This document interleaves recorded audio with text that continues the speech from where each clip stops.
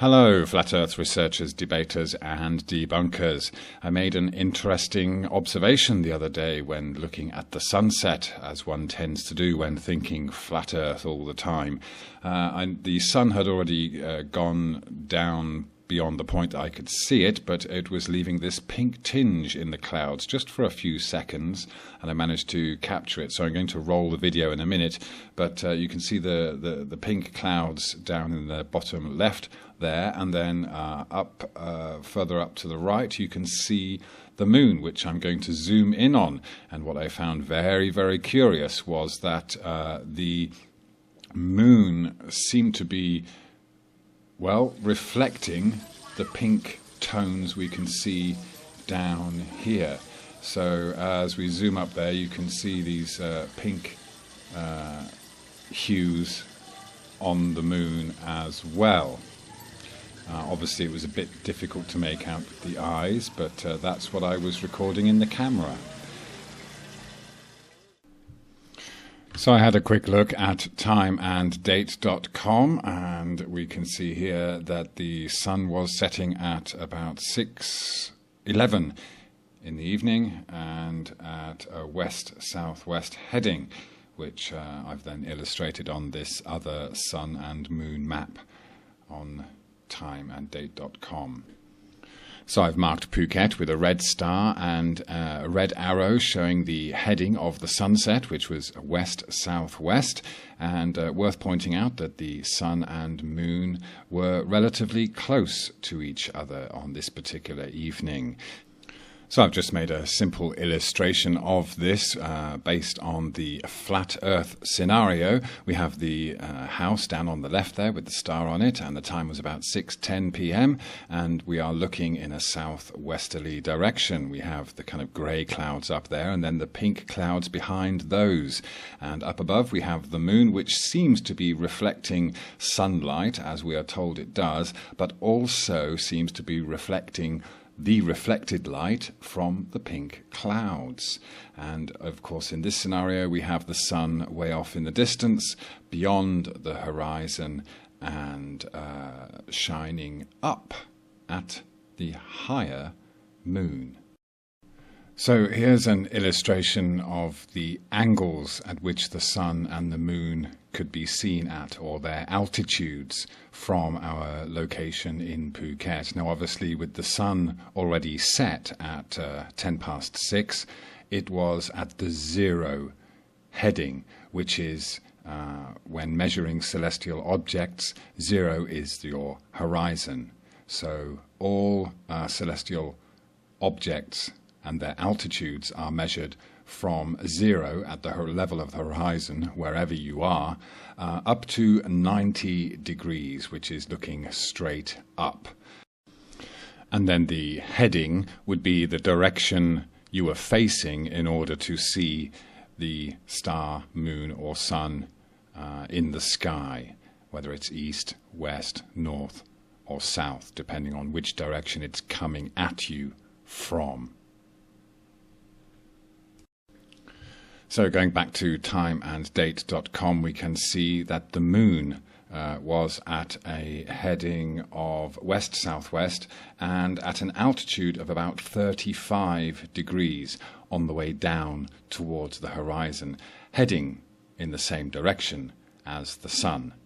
Okay, so above Phuket, they do seem to follow very similar paths. So if we could just go back to that illustration again there, we can see what we mean there with the horizon, the sun being on the horizon at 0 and the moon being at about 35 degrees from the ground. Now, of course, the actual height is something that is debatable.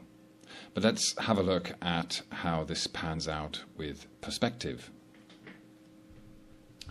So here we have what would be the actual path of the sun. Now, of course, this has not been measured or specifically illustrated to any degree of perfection. It's just an illustration.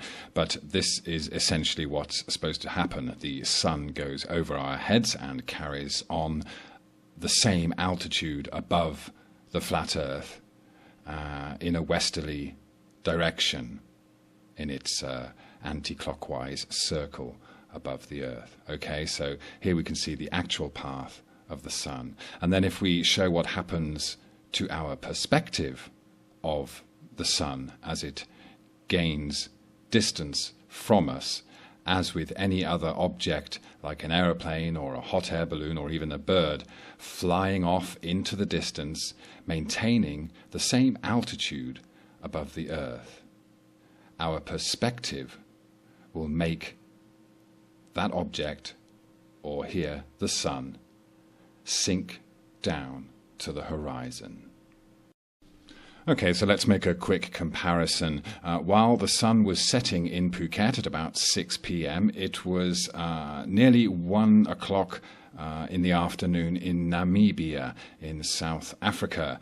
And you can see here that the sun was almost directly overhead at 87 degrees of altitude. Okay, so coming up from the horizon, almost directly overhead, but facing south to get that 87 degrees, looking upwards at the sun at midday.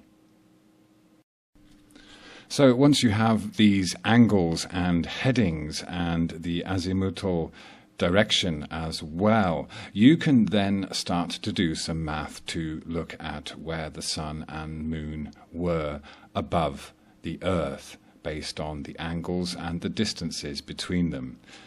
Something I'm in the process of doing with various locations, and the results are very interesting. So now let's have a look at how this all comes together on a flat Earth map. We see here the rectangular map turned into a disk, and I've given it a little bit of extra space at the North Pole. More might have been a good idea, but that's what we got for now. And you can see that Phuket is still marked with the star, and we have the arrow from Phuket heading in a west-southwesterly direction towards the sun and the moon, or the sunset and the moon. Okay, so the purple circle would represent the path or paths of the sun and moon in a general kind of way above the flat Earth, traveling in a clockwise direction. So if we add compass points, or the cardinal directions, to various locations around the flat Earth, just as you would on a globe model, what we have are localized directions and headings.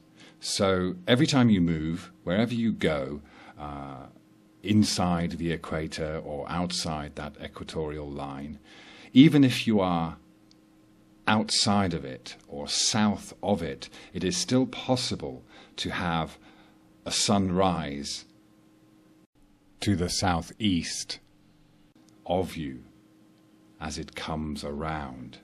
Okay, so this is a bone of contention with many of the opponents of flat Earth, that when you come to these directions south of the equator, things don't quite add up. Now, of course, we've got to keep in mind that none of the maps, or all of the maps that we are looking at, seem to differ in various ways, especially when it comes to the southern hemisphere or the south of the equator. So it's definitely worth bearing in mind that there is some accuracy to be determined on all of the models at this point. So there you go, food for thought, and I'll just leave you again with the footage of what appears to be the moon reflecting the pink of the sunset from lovely Phuket, and I will leave you with some of the sights and sounds of that evening. Thank you.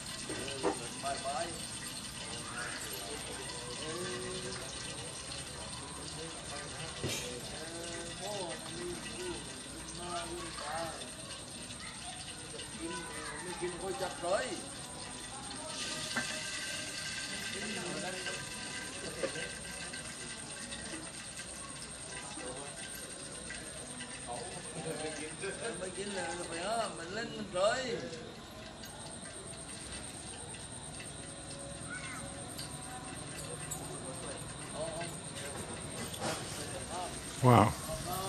So here we have what seems to be the moon reflecting this pink in the sky, which is just fading. Wow.